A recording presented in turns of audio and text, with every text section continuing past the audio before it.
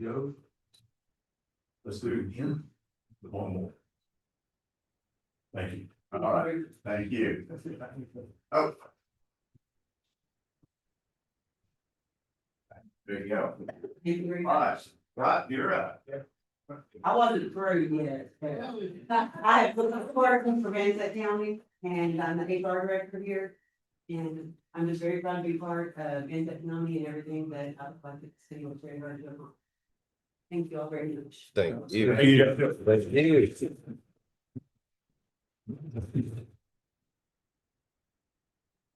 Okay, I also have an announcement and, well, this has been a long time coming, but you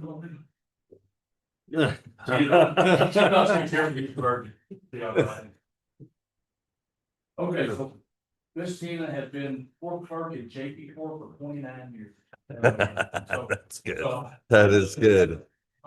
recognizing, more at 5 years, next year she might get 30-year grant, but I didn't want to wait. I've been her supervisor for 20 years now, and I have neglected to do this, so I feel bad. I'm not waiting another year. I want to award her this plaque for 29 years of dedicated service, and your steadfast commitment to as court clerk for Justice of Peace Precinct 4, Zandt County, State of Texas, has exemplified professionalism, integrity, and unwavering dedication to public service.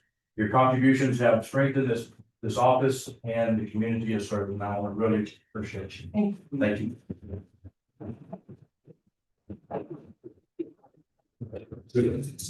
Speech. Snooty Egan. One more. Thank you, Sharon. Well, he drove me under the bus this morning. Yes. I've enjoyed it, no longer out. But I've enjoyed working here, love working for what I do, and I love working for that man right there. Thank y'all.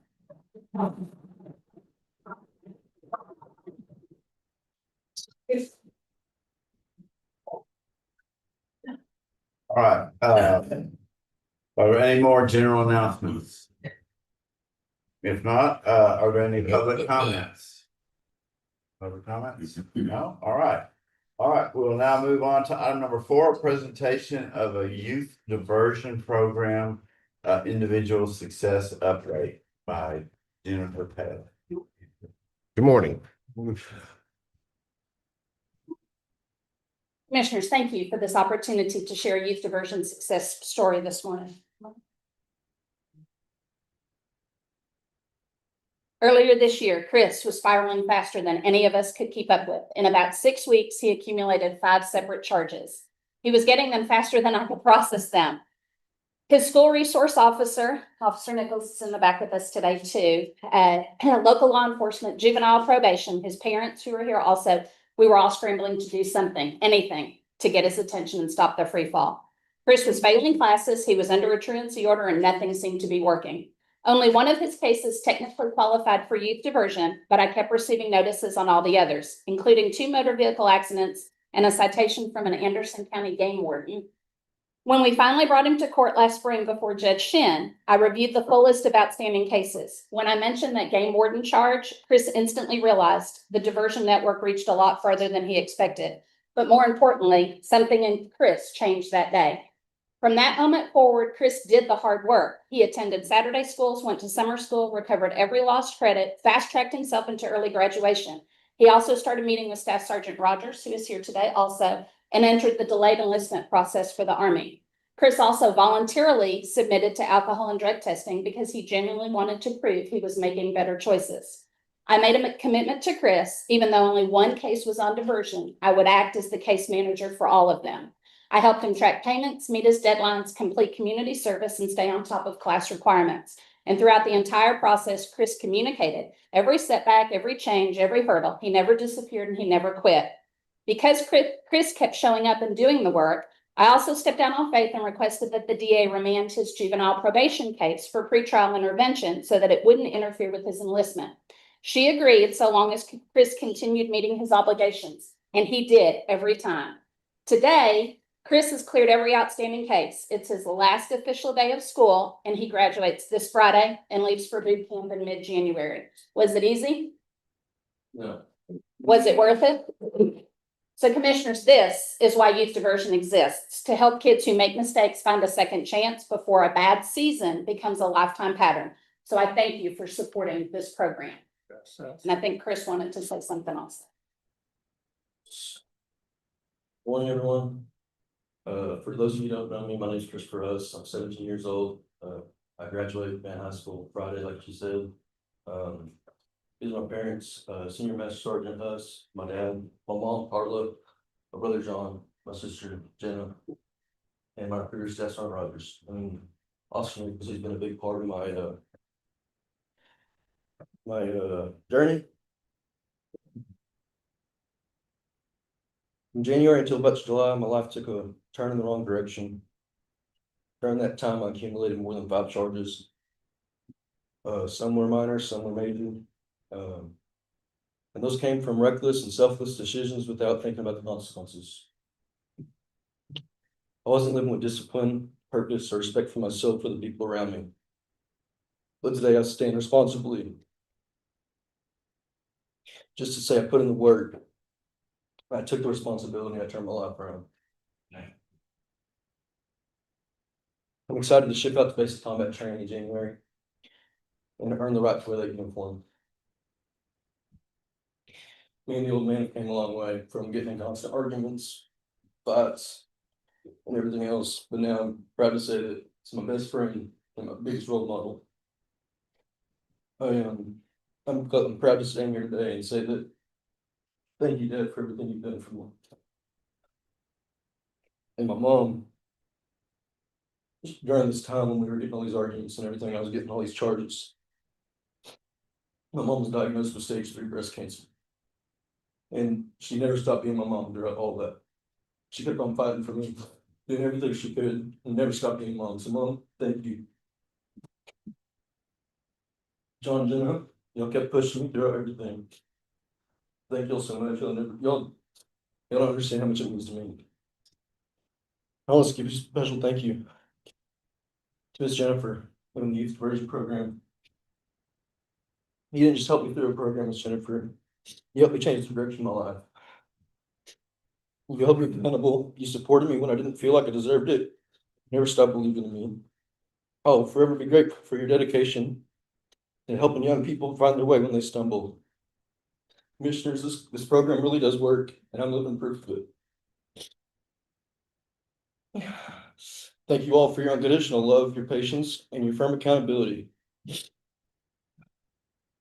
Staff Sergeant Rogers, thank you for holding me to the standard from day one. You never cut corners with me. You expected more out of me even when I didn't expect much out of myself. You pushed me, and you kept me accountable. I made sure that I understood what it truly means to commit to something bigger than myself. I will not be on this path without your leadership. This journey hasn't been easy and it hasn't been perfect, but it's forged me into the young man standing before you all today. I'm ready to be tested, I'm ready to be challenged, and most importantly, I'm ready to serve this beautiful country. Thank you all. That's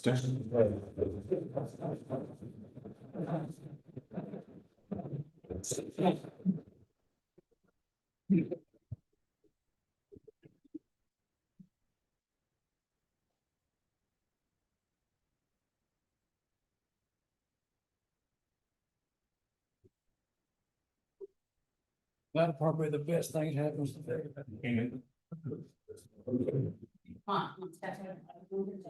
Anybody you want it?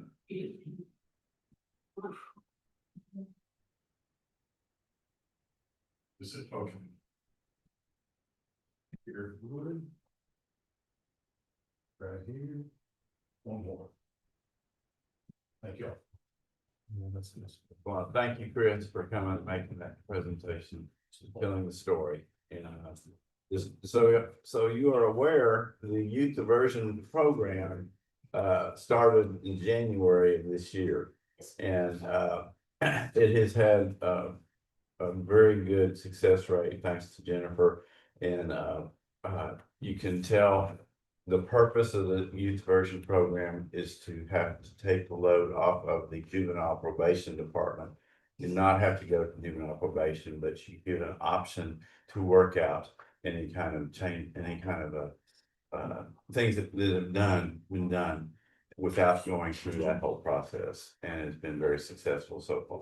So, thank you very much for that. All right, item number 5, discuss and consider authorizing the auction of 4 Chevrolet Tahoes from the Sheriff's Department per the tax list using Renee Bates auctioneers. And the sheriff has sent me the list. Back there, okay.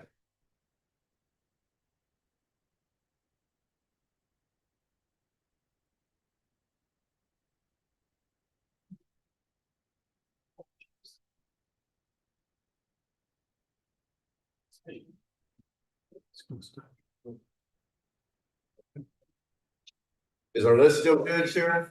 Yeah, this is good. I just had a couple of questions. I think in previous commissioners courts, if I recall correctly, we talked about, or y'all talked about the sale of cars or transferring cars to another department and, whoever gives that car gets, compensated in some sort of way.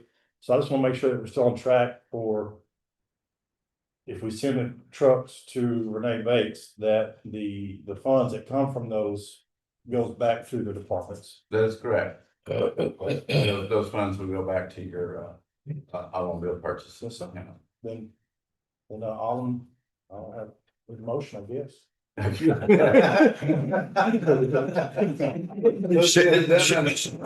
Sheriff seeking, Go with it, y'all are. Sheriff seeking a motion, and I'd make a motion to accept sending these 4 vehicles to auction and placing those funds back into the vehicle purchase line item for the sheriff's office. All right, motion is made. Is there a second? I'll second. All right, all those in favor say aye. Aye. Opposed, like sign. Motion passes. Thank y'all. Very good. Thank you, sir. Sheriff. I'm sorry, who seconded that? Bobby. All right, item number 5, discuss, no, that was item number 5. Item number 6, discuss, consider over a 45-day travel reimbursement for precinct 4 constable. Yes, I put this on here. I talked to Constable Bob Keltner, and he bought some uniforms and office supplies for $388.64. And he bought them back in July of 25, and he had to use his own monies to do it because the credit card wasn't available or anything. And I don't know if the papers got lost or just shuffled behind it. I don't know what happened, but we recovered them, and I'm just here to make a motion that we reimburse Constable Keltner for $388.64 for equipment and office supplies for his department. So I'll make that motion. All right, motion has been made. Is there a second? Second. Any further discussion? All those in favor say aye. Aye. Opposed, like sign. Motion passes. Item number 7, discuss and consider board appointments for the Emergency Services District number 3. And we have one candidate that has been selected, and it's Brian Cummins, who is currently serving on that board. So is there a motion to appoint him? I'd make the motion to appoint my friend Brian Cummins, who is very active in precinct 2. And we appreciate his work, all his service on various water board things and the ESD. Just because you don't work a 9 to 5 anymore doesn't mean you can't be involved. And so I appreciate his service and would encourage others to do similar. So I make that motion to approve Brian Cummins for the ESD 3 board. Second. All right, motion is made, second. Any further discussion? All those in favor say aye. Aye. Opposed, like sign. Motion passes. Item number 8, discuss, consider and award bids for the remainder of the road and bridge materials contract period of December 17th, 2025 through April 30th, 2026 for unblended road oil, soil cement, and lime.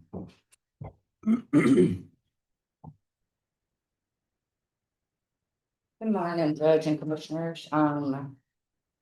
This was actually brought up, for regards to precinct 1, but we went out for bids for all of the precincts. It was for the unblended road oil. The current road oil that we have, is for like a blended product, and then it was for different soil cements and limes. The only bid that we got turned back in was for the unblended road oil. And there was only one, vendor that turned that in, which would be Blazer Resources. I think you'll have the tabs, the bid tabs showing what they bid on, so we just need to approve the award them if y'all choose to do so.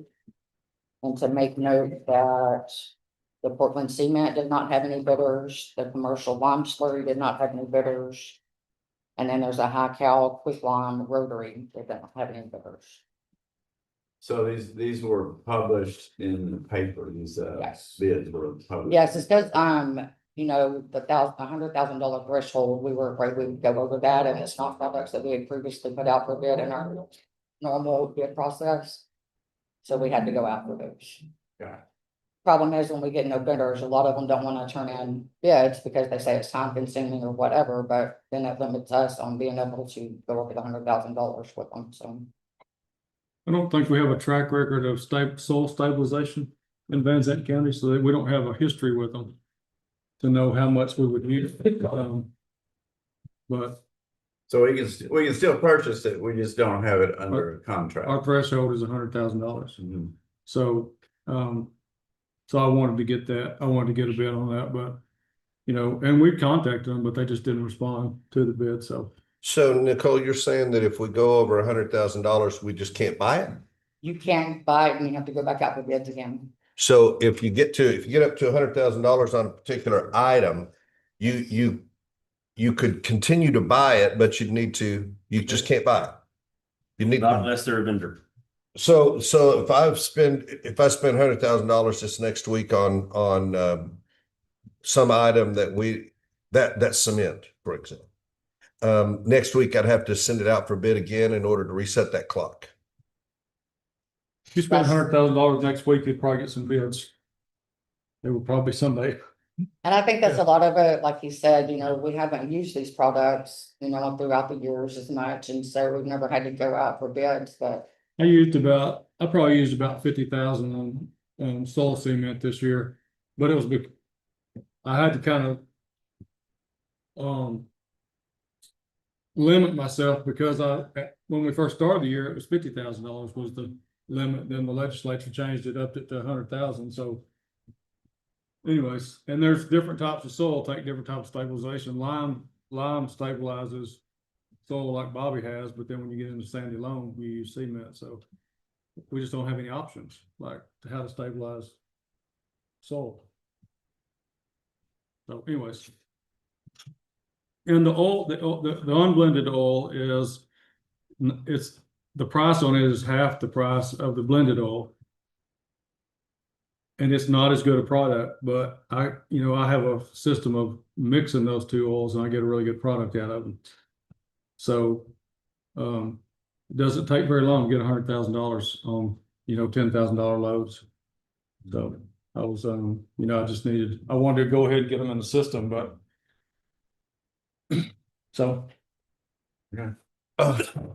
So is there, Do you blend that at your facility? Well, so the process is once you get to a place where you're ready to finish a road, you normally have a windrow in the road, and we mix that oil into that windrow until it's mixed thoroughly, and then we lay it back down into the road bed.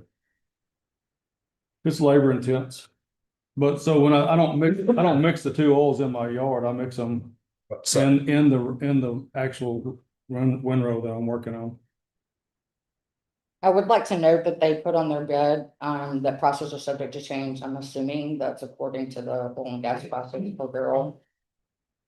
So if somebody bids something and put on the bid for some of these other items, price is subject to change, what's a bid for?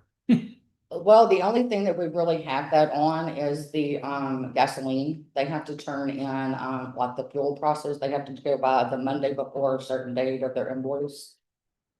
And I think this probably falls under that same line. It just wasn't put into our bid specs that way. we didn't know to do that, so. So would it be what you'd consider a cost plus bid? I just think it gives us options. We don't have to buy it. You know what I'm saying? If it gets up If it there gets out where right. it's close, like the first time I worked for the county when I was 32 years old, road oil was $26 a barrel. And in the first 4 years, it went to 100, I think it was 126. So it vacillates quite a bit. And it can at any time. And really what I want is the option to be able to buy it if I need it. You know, I can save our precinct a lot of money and still come up with a really good product. The differences in the oil when you work them is like the blended oil is a lot more difficult to work. It's very tacky. And anyways, so when I blend them, I get a really good product out of that. And I get it for about 30% less than. The purpose of my question was if we have items that we already know on our bid list that are going to fluctuate during the year, like gasoline and oil, et cetera, would it be better to say for them to bid their items at their cost plus a certain number of, you know, certain amount of that way we can't you can't look at one bid that's a cost plus, you know, 20 cents and then another bid that says we're going to bid it at X amount of dollars. And right now today they may be lower, but they're going to stop providing that item when it gets, you know, when they're no longer making a profit. We're there right now. So, and that's what my concern is. I think we need to perhaps change the way we bid some of these things that we know they're going to fluctuate through the year to require them to do a cost plus bid. We can do that, like when I send out the road and bridge packet before it goes out and asphalt to review it, that's when I need y'all to come to me and say, hey, we need to change this. I don't know those products. I know them semi well, but not well enough to that level. Well, I think we'll do that this next year. Let's look specifically at those items and do. Because things like this that have not previously been in the bid packet will be put in the main bid packet that goes out. But I definitely need y'all's help on how y'all want to word it for product, things like this that are happening that I have no clue about. I think you'd be opening up a can of worms with this because you're talking about oil and diesel, talking about road material. I can go to culverts and I'll give you an example. Last year or 2 years ago, I needed a culvert and there's a culvert a half a mile down the road from me, $500 cheaper than what we had the vendor for. And thank Keegan for saving me. I didn't get that culvert. I got it from a vendor. It didn't make any sense to me. So I go to that vendor who's got the cheaper culvert and his answer. And I said, hey, you need to become a vendor. Your culverts are cheaper and you're right by my barn.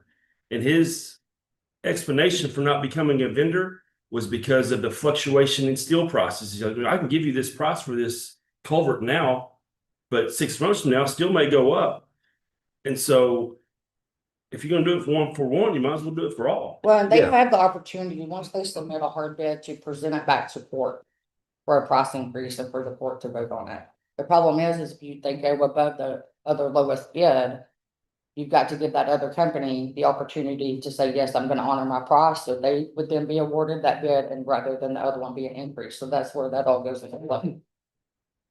It's just part of the local government code. No, it's perfectly fine. I mean, if we can get it from somebody else and spend less tax dollars by doing a little bit more work, I think we need to do that. We need to do whatever it takes in order to save that money on blended road oil or And the court culverts. can't vote to award to more than one vendor, but you just have to, if they're not gonna take the lowest bid, you have to bring in the one that had the lowest bid and the other company that you expect to accept their bid to, and you can accept both bids. We've done it on other products that aren't always the same with specifications.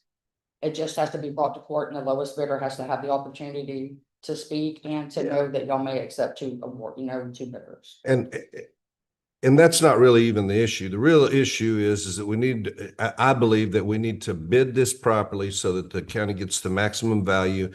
We need to have the language in the contract. So we'll be looking much closer at that this next year and making those changes that save us money. So do you not feel comfortable doing it today on this oil? No, I feel comfortable doing it. Okay. I'm just, like Nicole said, it's the local government code.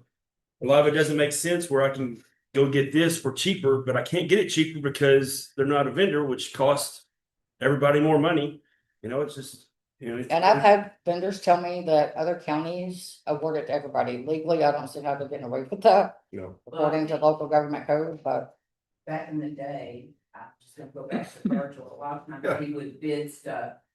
When the bids were coming in or whatever, he would go against whatever the lowest bid was due to, supply and demand, and could they go? And yes, and you can take in the vendor accountability, product quality and things like that too. So you just have to bring them to court and explain why.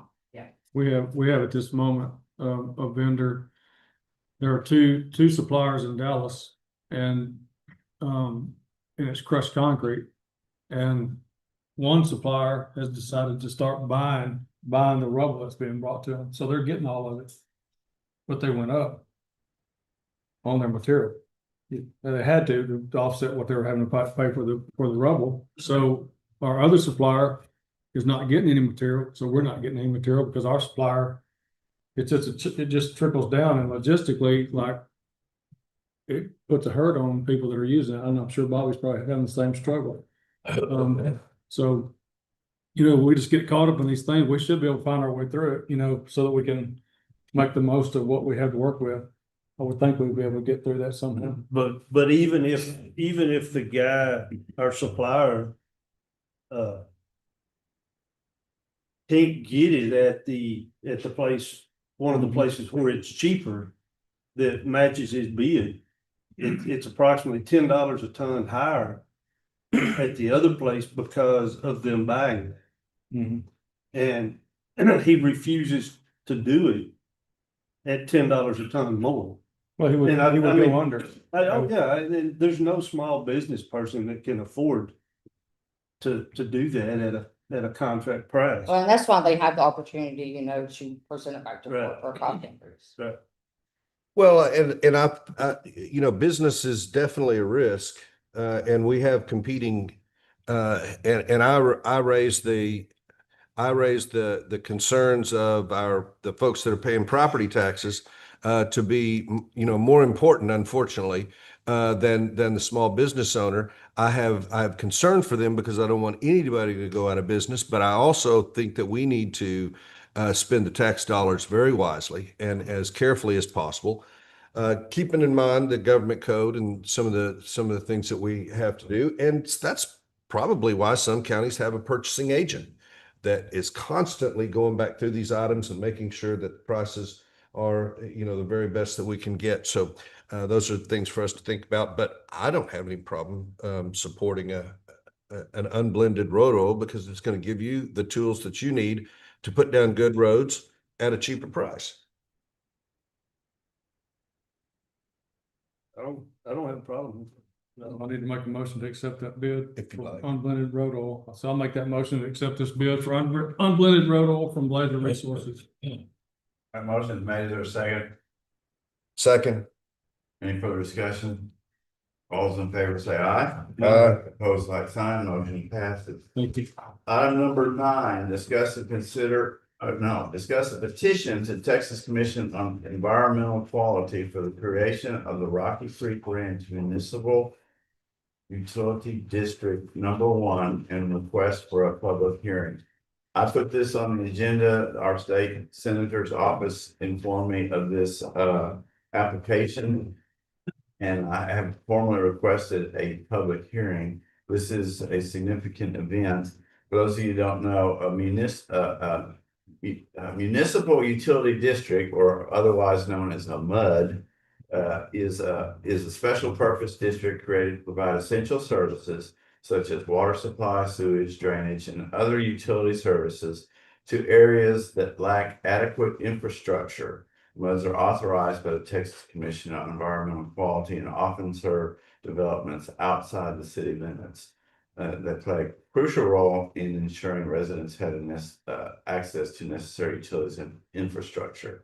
In other words, we don't provide these services, the county, and neither does a city, so they create their own. And it becomes a taxing entity in which the people inside the district then vote on, when they vote the MUD in, then they're a taxing entity that taxes the people in the district for these services.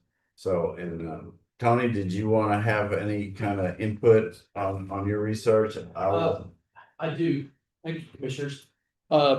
Basically what this is like, the judge was saying, the development's called Rocky Creek or Rocky Cedar Creek Ranch Development. It's majority of it is within Coffin County. There is a portion that's in Van Zandt County, and it's out near Wills Point on 2965. And I believe there's probably a map in that application. Yeah. The total application pages is like 300 pages. So it's a huge application process. And what this development will be doing is providing wastewater treatment for that development. That development is about 1,800 homes. They figure about 3 people per home.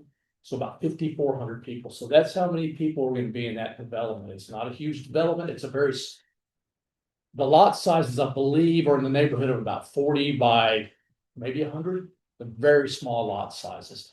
That is what is proposed on paper right now. Now, the portion that's in Van Zandt County. This is it on the screen right here. Right, there is. The portion that's in Van Zandt County, they haven't really gotten with us to let them know, or for us to let them know that that's a violation of our subdivision regulations. So I actually spoke with Tonda yesterday, and she actually spoke with one of the engineers. There's 2 separate engineers, one to do the development and one to do the wastewater treatment plant.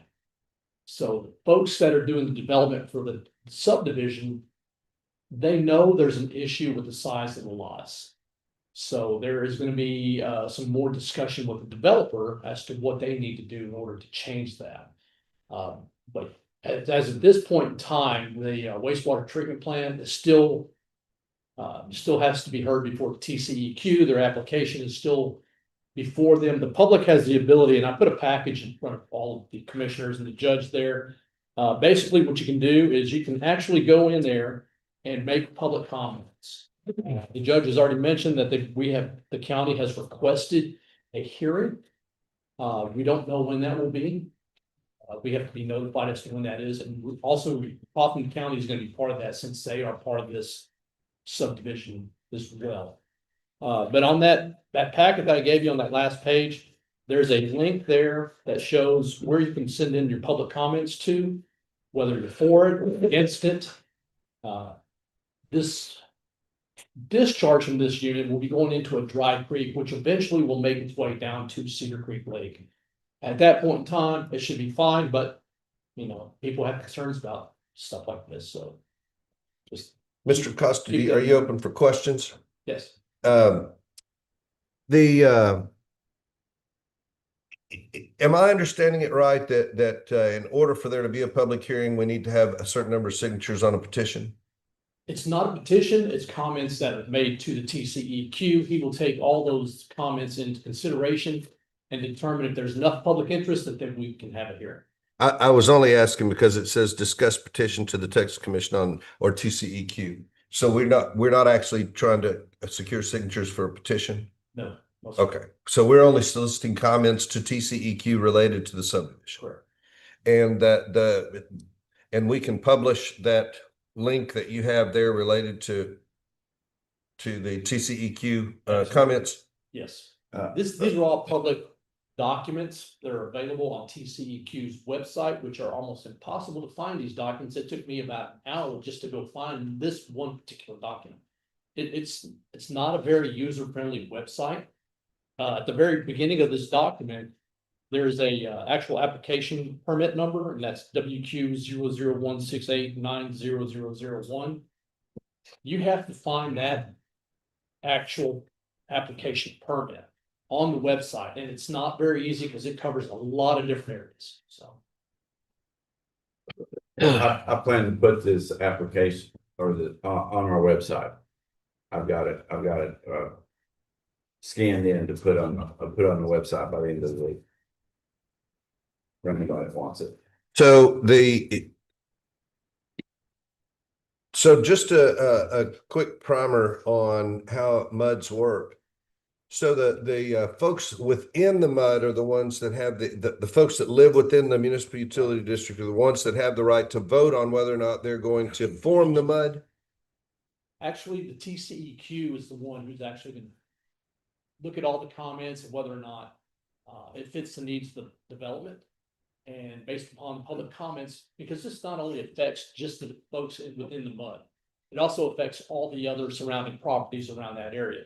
And the developer, who is Cherakuru Investments and Inlandis Real Estate Developers, they have to go out and let the rest of the surrounding area know that they're attempting to put a mud in that area and that the discharge into that creek, they have to know they have to let the folks know around that area that there will be a discharge into this creek. Okay, and those folks have to be aware of that as well. So they have to notify the surrounding community who are not mud. So are they asking for the county commissioners and this commissioners court to approve their mud? Do we have the ability to stop it? Do we have the ability to say we don't want it here and they have to go away? No, we do not. Okay. Now, the direction I was going related to the municipal utility district is let's say TCEQ says yes, they can. Then the TCEQ forms it, allows this mud to be formed. And then the folks within that municipal utility district, which is the developer, the property owner, Right. they vote on their own bond. So they could vote themselves a $50 million bond. Right. And they could go out to a lender and get the $50 million. And then everybody who buys within the municipal utility district are the ones responsible for paying that bond back. That's correct. Those individuals within that mud are the ones that are responsible for any kind of bonds, increases in taxes, decreases in taxes, or even disbanding that mud. So those are the individuals that it's not gonna affect county taxes. So nobody out there who's not in the municipal utility district will see an increase in their taxes based on this municipal utility. Based upon my understanding, they should not. That's my understanding as well. But right now, the one thing that we do have is that within Van Zandt County, now what they do in Kaufman County is their own business, but here they can't make a lot less than 1 acre. Correct. We, Well, they can. However, if you have less than 1 acre, you cannot have your own well or your own septic. but that's what the bond would be for, is for them to put in their own wastewater treatment. Correct. And they very well could increase the bond to provide their own water. They could, however, at this point in time, they already have a commitment from another water source that will supply enough water for this. So that would take it completely out of our hands, being able to enforce the 1 acre minimums. I'd have to research that, but I don't believe that's accurate. Because the subdivision regulations within Van Zandt County still remain in place. And they have to the developer has to abide by the subdivision regulations within Van Zandt County, only for those lots that are within Van Zandt County. And so the question then becomes, will a municipal utility district give them the same abilities as the city of Canton? See, city of Canton or Van or Wills Point or Grand Saline doesn't have the 1 acre minimum because they have their own Correct. municipal. Yes. But doesn't ours say that it's, if it's below 1 acre, you cannot put a well or sewer on it? So they're not actually putting a sewer system on it. They're having basically like city sewer. They're building a Does small that- city. They're building a small city in the country. Does that They're provide building- our subdivision? That's the one question. thing that- Yeah, Yeah, that's one that's the thing we're gonna have to check into to see, because technically it's still the county, Right. although it's its own governmental entity, so to speak. But we have to determine what the rules are. If a municipal utility district is established, does that give them that municipality designation that knocks them out from having to comply with our subdivision rules? I don't know what all the regulations are for a mud. I don't know if they have quote unquote city council, city regulations, things of that nature within a mud. I don't believe they do. I haven't seen them with that designation. So I'm gonna have to do some research into that to see whether or not creating a mud would supersede the subdivision regulations within a county. And we don't have anything in our subdivision rules and regulations about muds, do we? So it seems like we got But we may not be able to have something in our subdivision rules related to a mud. We can look at that as well. And it's good that we're out ahead of this. I don't know for a fact that it's the same thing. But right here in our county, we already have a similar sewer system. Right there at Fruitvale, at the Housing Authority, they have their own sewer plant for 25 units. I don't know. Huh? In Fruitville? Yes, sir. Sure do. And they have a company, I think it's they inspect it daily. I can't remember if it's daily or weekly. But they definitely have it, because the city of Fruitvale doesn't have sewer. Wonder how that, Hmm. wonder how that got in. 50 years ago. It's not, it just became a city not 50 long years ago. It was- You know, but I mean, I've seen it, I've been there. That's basically what it is. I thought the developer of a mud had to put the infrastructure in first before they were approved by the TCQ. I thought they had to do the groundwork, make the investment, and then get the approval. It's not that way. Are you talking, when you say infrastructure, are you talking about all the roads, electric, Yeah. everything out there? I don't know if they have to, but this is still in the application process, so it may be they've met all the requirements for a mud, and if it's approved, they get the permit to do it, and then they go in and start developing. So it looks to me like what the government has allowed is the people to have a voice in it, but not so much us, but the people like that live out there. Is that right? Well, The TCEQ being able to take comments from the public and get a hearing. correct.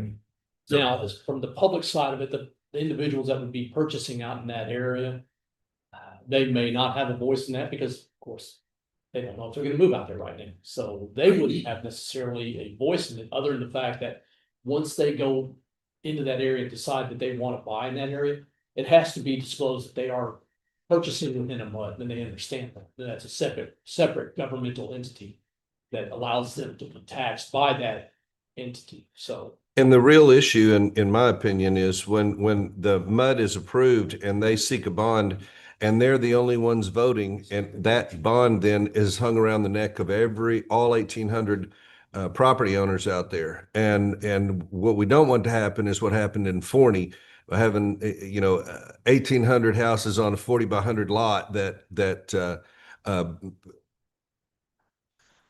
pretty high density, subdivision. and it's how many acres? 453? So help me understand this. You and Cliff. 459 right there. 459. Or 460 really. It's in our subdivision rules where it states, I can't do it verbatim, but a minimum of acre lot.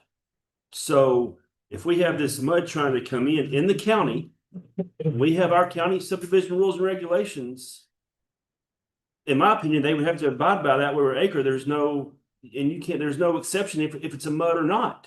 They have to abide by the county rules. That's the research that we're doing, is to try to determine if a MUD is approved, does it trigger that switch that now they don't have to comply with the subdivision rules, because the basis for the subdivision rules is that they would need 1 acre for the septic and the water. When does that switch get flipped? When does it change if a city annexes in a part of the county and it becomes a city? Then it falls under their jurisdiction. And we don't supersede their jurisdiction, right? Even in their ETJ, that extra half mile, Correct. we can't control they have say over what. So if you go within a half a mile of van and try to build something, they're gonna throw their policy down in front of you. No, this ain't the case with this one, though. I understand, but it's like if it's on little, if it falls under the category of a city, a little small city, I don't know. I mean, like. I'm thinking like I said a while ago though, with that, the reasoning for being 1 acre is for the sewer and the water. Right. Well, I mean, they're gonna have water, true. And they're gonna have some, but I think ours is more leaning towards the aerobic systems or septic systems. Sure. That you have to have the 1 acre for that. Correct. They go in and they drill their own well, they have their own water plant, they have their own sewer plant, they have it all, like they build it's So self-contained. it sounds to me like this county hasn't dealt with this. I mean, this is all new. It's all coming. We all know that. and we're having to adjust to it. And like Cliff said, we need to get ahead of it for Right. future Development. developments like this. I think that's what he was trying to do when we had those people come in from Forney to talk to us. Yeah. 6 months ago. Then here's the map right here. This is the 560 acres. This dotted line right here is the county line, right there. That's 460. So everything on to the right side of this is in Van Zandt County. So. Think we'll keep outside. And that's the FM road down there at the South, Judge? It is 2965, yes. So we what likely will not impact any of the county roads. It'll impact the state road. Yes. The entrance, I believe, to that development is on 2965. And not in Kaufman County.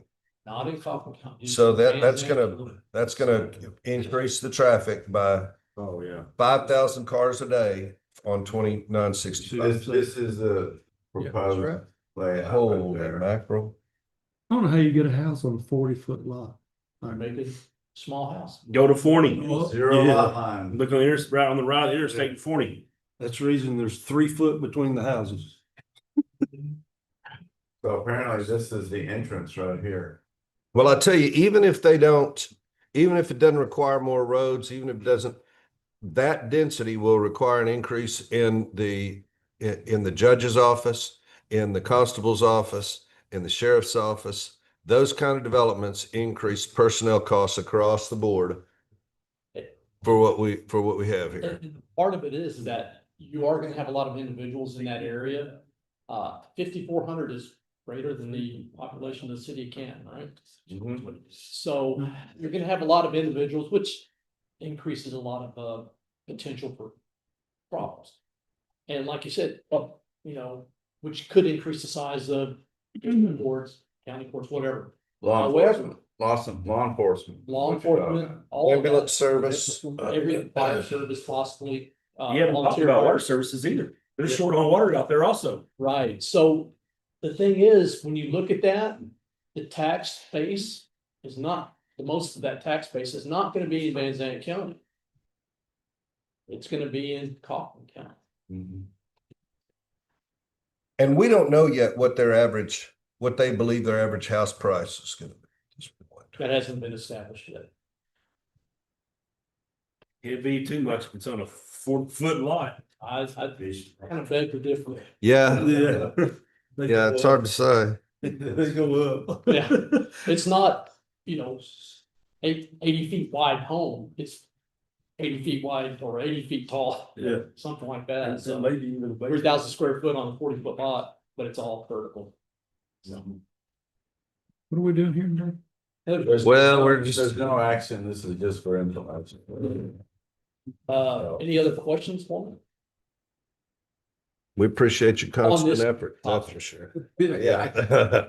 Oh, come on, Is there any other questions? If not, we'll move on to item number 10, discuss, consider approval of auctioning equipment from Road and Bridge using Renee Bates auctioneers. Yes, this is one that I've asked for, and we have, including precinct 2, 3, and 4, have items that we would like to, move on forward and, get the auction rolling. And we've been requested that we do it all in one auction with the precincts, because of the cost of each individual auctions. We all got a lot of good equipment from precinct 1 before Mitch got here, so we don't need that extra stuff. No, I'm just kidding. I'm just kidding. Probably out there. No, the stuff I have, Discretion shall preserve. the stuff I have is stuff we don't use or, it's not needed. Just, Yeah, so I'm here to make the motion that we. Well, there's no list of equipment included. I think it has been turned in. It's not on here. It's in the book. Okay. Most of the equipment from precinct 2 that we're putting in the auction, I think there's 3 or 4 pieces. They just, they're at the stage where so many things break on them that we can't keep up with repairing it any longer, because you get it out, you send it in. One of them is yep. Hang on a second, I need to see that list. Yeah.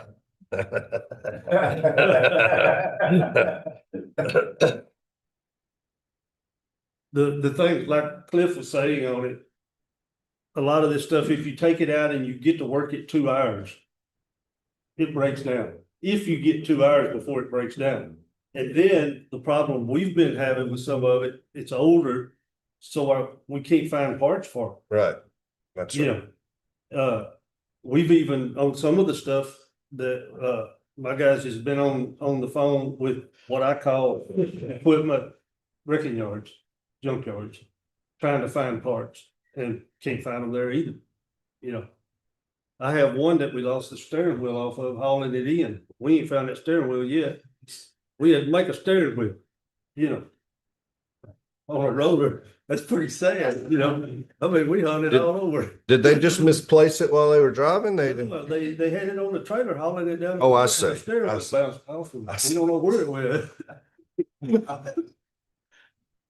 Got to turn those things wheel side down when you're. Yeah. They had been taking the steering wheel off of it because there was a clip that was missing. Oh, I see. And they take it off and put it in the truck. Well, my driver that day, it was right at time to go home and he didn't think about taking the steering wheel. Yeah, I just looked at this list. I've seen mine. On this on Cliff, on you, the flatbed trailer in that truck, that military one. I'm gonna give my opinion here.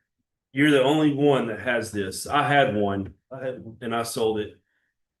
And I know you pay insurance, but do we think it's smart to sell that trailer in case we do have to, like, there's been times where I know I used it when something went down with Virgil and I had to carry a front end loader to him. That's how we got it there, and vice versa. Not necessarily you paying the insurance on it. Do you think the county may need something like that just to have? Well, we can check with Mr. Taylor. It's my understanding that he's got an alternative means to. I have. Yeah. So. Okay. All right. I thought that was the only one. I've got a military. No, they didn't take it. They still got yours. Must have been in a weed pack. Okay. Well, okay. As long as I think the county has to have something like that just in case of emergency. Well, I know where there's a military one at. I don't know how it got to where it is. There's a big question mark about it, but it's a pretty nice haul truck trailer combo. But I don't know how it got to where it's at. I'm checking into it. I think it belongs to the county. I don't know who it belongs to. Is it on county property right now? No. If it's the one I'm thinking, it probably belongs to the city How did they get it? through the same way we get them. Okay. Well, they're never gonna use it. No, they've got a big dozer too. Yeah. You know, but that's. Okay.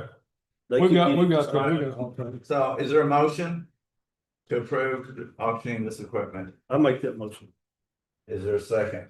I'll second. Any further discussion? All those in Me. Brandon? All those in favor say aye. Opposed, like sign, motion passes. Item number 11, discuss and consider authorizing the county judge to sign change order number 5 with L3 Harris for critical spare equipment.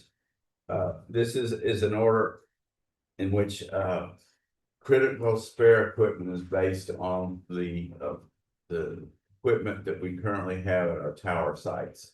And it's been somewhat of a almost 2-year process of figuring out what spare equipment we need to have, because the actual equipment has been changing as we've learned about features that they have and don't have.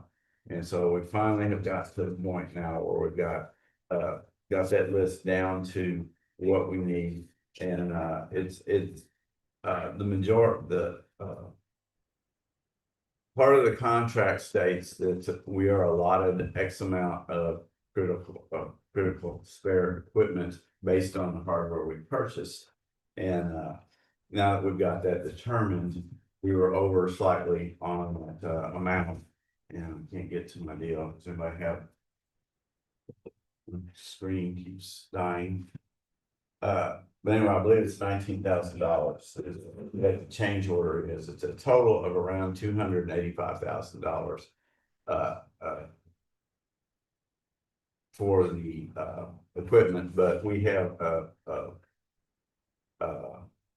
credit, or not credit, but we were allocated roughly 285,000 from our existing equipment purchases to use for critical spares that we've already paid for. So, But you're saying we have to come up with another 19,000? that's correct. Where's that coming from? It's in the contract. It's You part mean of- from ARPA funds? It's, Judge, what does it mean? Is it coming from ARPA? yes, It says a development price for the change order was added due to the back and forth updates being far beyond the original anticipated level of effort. What does that mean? Because we had a contract with them, but is that saying, well, it was more than what I thought, so we're gonna charge you more? that's correct. They are charging us to make all these changes and the requirements for them to do the research. Well, work. what's the purpose of the contract? If we signed a contract with them and now they're saying they don't like it, we're having to do more, we're gonna charge you more. I mean, they're just milking the cow here, in my opinion. I mean, it states it right there, due to the back and forth updates being far beyond the original anticipated level of effort. That's their fault. Right. That's my opinion. So you want me to go back to them and tell them that we do not want to pay, or we will not accept those changes, that increase. I think we need to talk to them about what's in that contract, and if they're not holding their end of the contract because they have to do a little bit more work, well, you should have stayed in that contract. But is this changes that they have seen we have to have, or is this changes that we have requested? I don't know. It's a combination of both in that, they put together the list, we go back over it and say, no, we don't need this, or we don't want this, or we want this other thing right there. And just, I'm not directing this at you. No, No, I understand. I'm just asking. I agree. But what I'm saying is, I agree. if this is changes that we've requested, whether it's the judge or some of the other people that's working with it, from us, then we can't go back on them. I agree with change order, but this is not, this is the same thing about change order. I mean, I've been self-employed and I've bid a job before and I bid it. And guess what? Things didn't go right. And I have to eat that because I had a contract and had an agreement with them. Just because I had to do more work, I ain't gonna charge them more. Yeah. But he's got it here as change order. Some of it. One thing that bothers me about the process is that we've got some of this should fall on Barry Black and Barry Black's company as a consultant. He should have already he should foresee these issues that we're running into today and some of the difficulties or problems or deficiencies, and should head those off at the pass. That's why we have a consultant. And that's exactly what he did. And when we came up with this new critical spares list, it's based on what we need, not on what. Who comes up with the they list? had. Who comes up with it? So, the list starts out by the L3 Harris. Okay. See, it's 285,000 is what it was, amount of critical spares initially anticipated.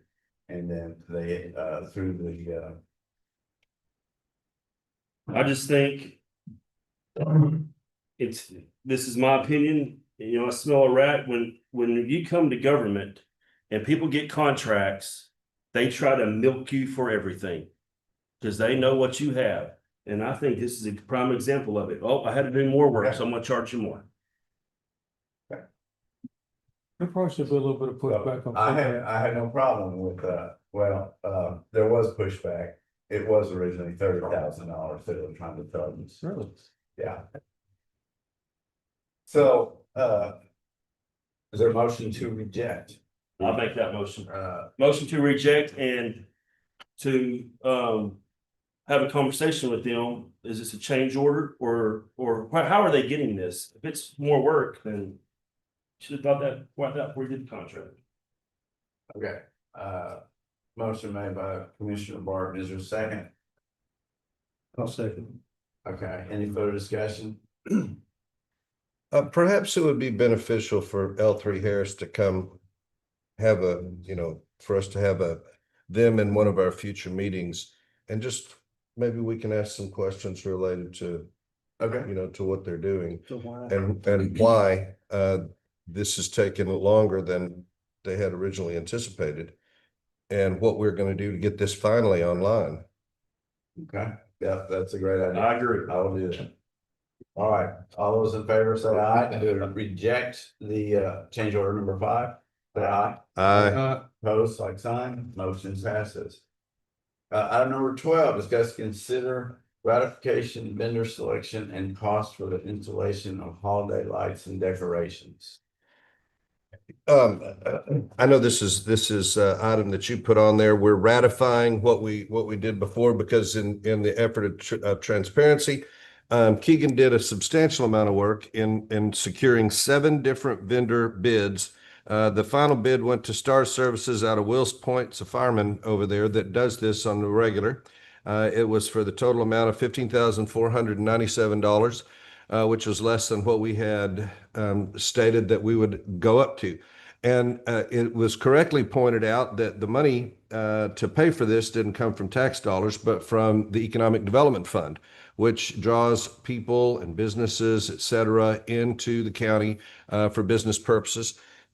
And so it's the money that came from the state. So we did an immeasurable amount of work in a very short period of time when we learned that the city, I guess Main Street, Canton, was not going to be able to take as they've done before for years and years and years in decorating the courthouse. When we found that to be the case, then we moved forward with this with our meeting, because we had the parade this last Saturday, and we absolutely did not want the courthouse to be in the dark at that point. So I commend Keegan for the work that she did, and everybody showing up for that meeting, and for the company that came out and finally did it. They were not a vendor before here with us. But they got everything in. They worked with our auditor's office. That was a little difficult there to get kind of expedite that process. And so I just felt like it would be beneficial for the judge thought it would be beneficial to put this on the agenda to ratify that decision that we had made before in an effort for full disclosure. And I support that completely. And I'd make a motion to ratify that information. Absolutely. So when we say that we didn't use the tax dollars, Van Zandt County tax money, I wanted to give the judge the opportunity to tell us exactly where that money came from. Can you do that? Yes, I can. The comptroller's office every year issues a grant application for counties and cities to request money that is coming back, money that comes back to the comptroller's office from, it's called capital credits. That it's like deposits from utilities or money that utilities try to send back to customers, previous customers, and that money does not get delivered. And so it's available, and it's required to be turned into the comptroller's office. And so the comptroller office then allows us to apply for that money, and it's specifically designed. There's like 10 different things that it can be used for.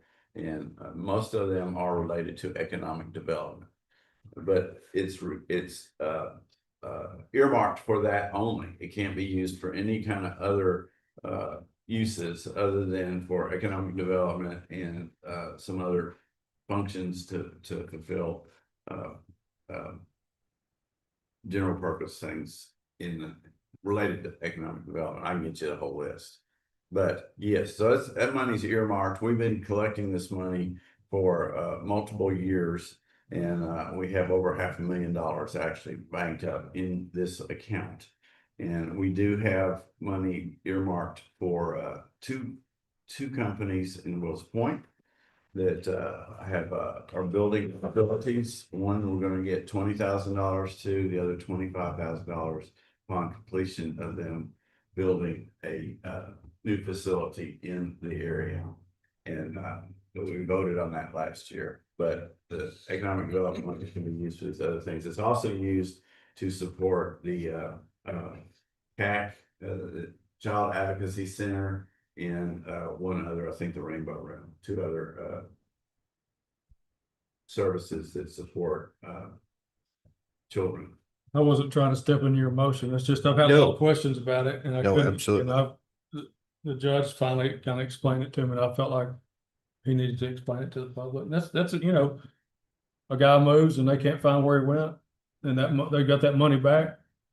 You know, it's not really tax money. It's money that need to be marked somewhere else. So. Well, I'm issuing a challenge right here and right now to the other commissioners that next year our courthouse should be decorated by volunteers from our precinct. Each precinct gets their corner of the courthouse, and I have already begun assembling a committee of individuals. We'll raise our own money to decorate our 25% of the courthouse without poking any holes in the courthouse at the direction of the county judge.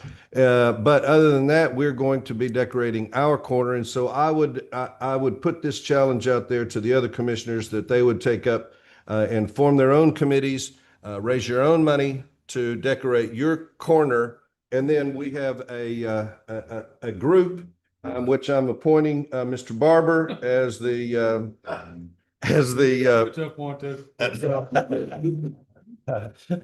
challenger.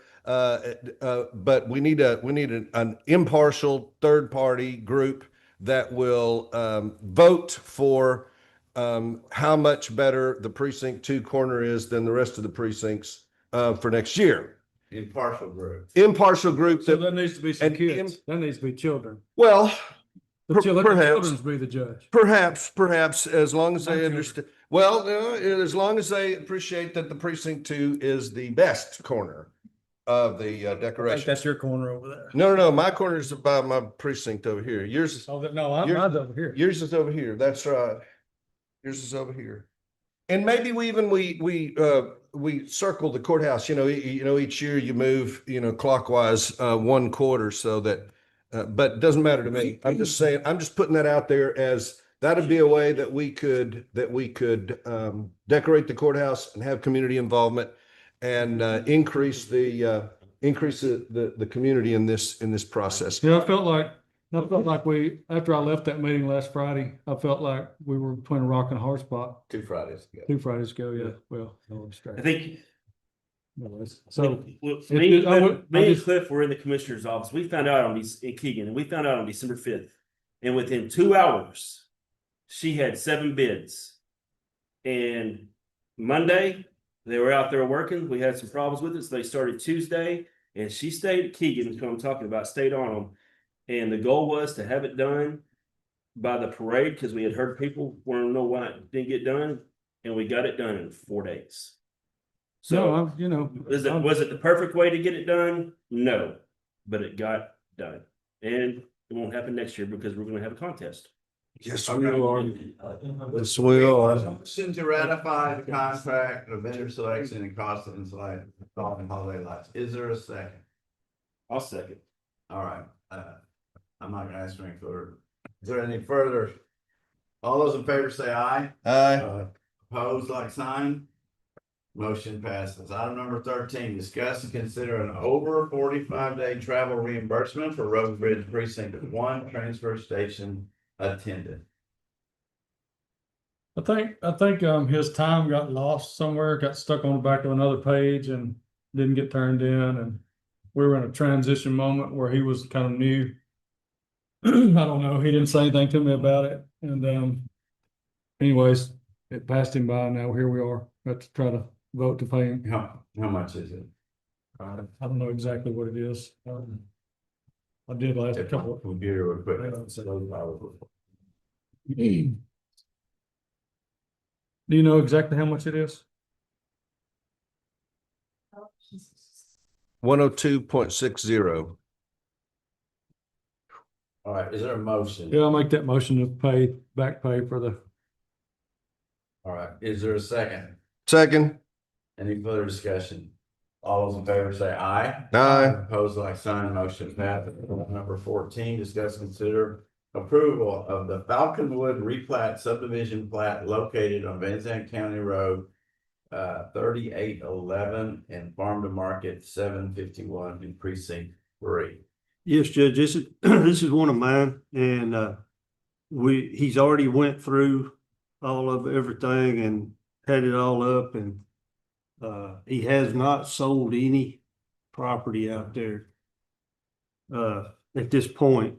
And he's come back, and I think he's adding 3 lots to it, splitting a couple of the lots up, and he's still staying within the 1 acre stuff. He's done all of his paperwork. He's met all of his requirements. And I'm making a motion that we accept this. All right, is there a second? I'll second. Any further discussion? This is there was originally a Falconwood subdivision, Yes. and is it in the same property or is it taking in more property? No, it's in the same property. And like I said, He's just redrawn the lines? redrawn that. He hasn't sold any of the property yet. Oh, that's good. And so we have 15 lots, 1 acre minimum, but some of them are quite large tracts. I Yes. see. Yes.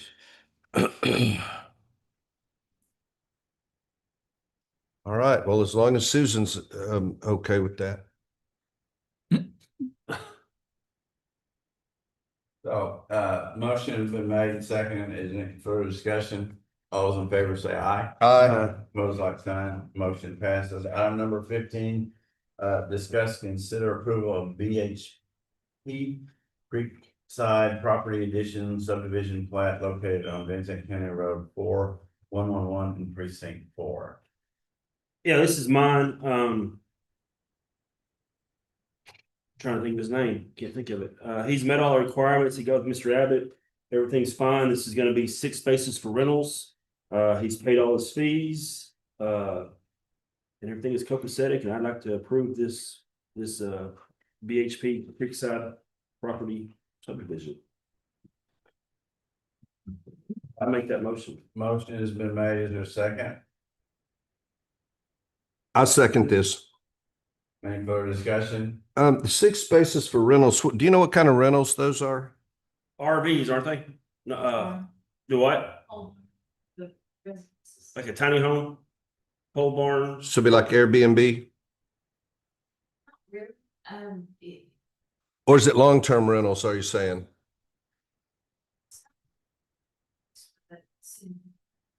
It's what was turned into pole barns. If it's gonna put out. So they'll be permanent structures. Yeah, they're public, they're fixed structures. It's not a tiny home. It's not an RV. But It's a public structure. It's kind of like maybe making a silo out of a home. You know, I'm not saying that's what it is, but. But it's just 6. It's just 6 spaces. And Brian Abbott has approved. Yes. Yes, everything has been approved and everything has been paid. All right, all those in favor say aye. Opposed, like sign. Motion passes. Item number 16, discuss, consider authorizing county judge to sign agreement establishing the Andrew Gibbs Memorial Nursing Scholarship Endowed Scholarship Fund at Trinity Valley Community College Foundation with funds received from the dissolution of the Cedar Creek Hospital District. I'm hoping this is the last agenda item we have to do to finish dispersing with the establishing the Andrew Gibbs Memorial Nursing Scholarship. and dispersing that funds. I'd make the motion to approve. All right, is there a second? Second. All right, any further discussion? All those in favor say aye. Aye. Opposed, like sign, motion passes, the three other counties involved, Kaufman and Henderson. I think they've approved this part too. Item number 17, discuss and consider authorizing county judge to sign an amendment to the contract between Drury Construction, Inc. and the county of Van Zandt, executed on February 12th, 2025, to include required FEMA contract provisions. This amendment is merely adding legal language and compliance provisions to the contract that has already been completed and paid for, in order to get FEMA to satisfy FEMA's requirements and to help us get our money. I'd make that motion. All right, is there a second? Second. Any further discussion? All those in favor say aye. Opposed, like sign. Motion passes. Item number 18, discuss and consider authorizing county judge to sign an amendment to the contract. Oh, that's item 18 is discuss and consider authorizing a Rico USA equipment lease agreement for 18 replacement copiers. Good morning. Good morning, sir. So we've had 18 that have come up due between the end of the ones we did in October. And I think we're extending that in January. So we're collapsing 4 separate contracts that we had with them and pulling 4 settlements out of another contract to get a bigger pool together. The cost is $90 more, or $95 more a month, because one of those is going from black and white to a color copy. Everything else remains the same. I think having the bigger pool, if I calculated what the pool was just on the 18 before this, we did 57,300 per month. We're pulling 18 altogether and 73,000. So that should take down our overages because they're all pulled together and billed quarterly. So that should smooth out some of those overages that we've been having. Overages in, Count Copies per month that each machine. when you have a smaller pool, when you have like one count that only has 3 or 4 or whatever on it, instead of pulling out at 18, so one copier goes over, one doesn't go over, you smooth that out. You think this has to do with this time of year? Public information requests, is, you know, it kind of spots this time of year. There's a lot of seasonal stuff. Different offices have different seasonal increases. All right, so is there a motion to authorize county judge to sign the new equipment lease with Rico for 18 replacement copiers? I'd make that motion to approve the contract. Is there a second? I'll second. Mitch and Bobby's quiet over here. We're not getting their fair share. All right, all those in favor say aye. Opposed, like sign, motion passes. Item number 19, consent agenda. Consent agenda are items considered routine by the Commissioners Court will be enacted in one motion. There will be no separate discussion on these items unless the county judge or commissioner requests an item be removed from the consent agenda and considered separately. Or any items that need to be considered separately. If not, I will entertain motions to approve the consent agenda. I'd like a motion we approve the consent agenda. A second. All right. Wait, second. All those in favor say aye. Opposed, like sign, motion passes. Item number 20, we will now exit our regular session and go into an executive session in compliance with section 551.0725 of the Texas Government Code. Conduct a closed meeting to deliberate business and financial issues related to a contract being negotiated. The time is now 10:21. We will close our regular session